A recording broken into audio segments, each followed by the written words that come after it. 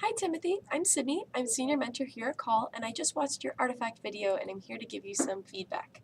First of all, I want to say that I can tell that this is a very meaningful artifact to you and that comes across really clearly in your speech, so I appreciated that.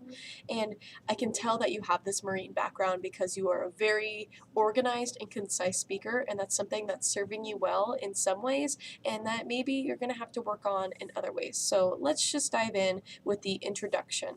So I think that if you tried to implement maybe some kind of hook here instead of just a very straightforward introduction of yourself and your artifact, that's going to engage the audience a lot more. I know you're more used to maybe a more formal or rigid kind of speaking style, but in this speech you kind of have the opportunity to have some fun. So though this is a more serious topic to you, and I respect that, maybe try to give a little mystery to your artifact or just kind of a more unique hook, because this is a very unique topic and you can say, this is something that's very special to me.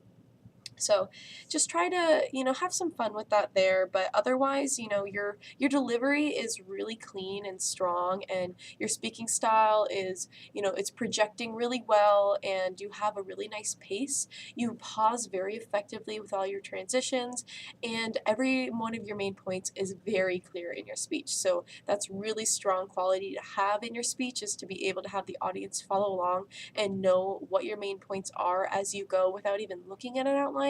That's a really good quality to have. So great job on that.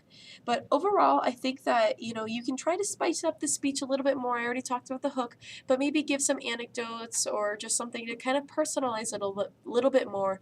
It does get a little redundant sometimes when you say this flag represents this, this, and then, you repeat that a little bit in other ways. So maybe instead of saying this represents freedom, you can give a story about, freedom or one of your experiences, because this is a unique thing to have about yourself. So you can use that to your advantage by telling some kind of story.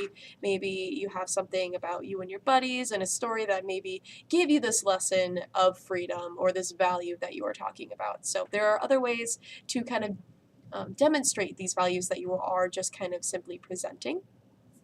But overall, I liked that you had these gestures. With your framing, you can back up just a little bit more to show your gestures, just that much more. And then with the presentation of the artifact itself, I would try to just show it once in the beginning and then put it away, because having it kind of just sitting there, it kind of, it hit a little bit of your shoulder and your body and then limited your gestures a little bit. So it felt a little bit cramped. So that was kind of a distraction. So I would recommend, before you give the introduction, you show the artifact, and then you put it away. So, you don't really need to leave it out that long, especially because it might serve as a distraction. But overall, everything's very clear with your enunciation. You're not someone who is in the habit of umming. You just kind of pause when you're gathering your thoughts, so that's an excellent habit to be in.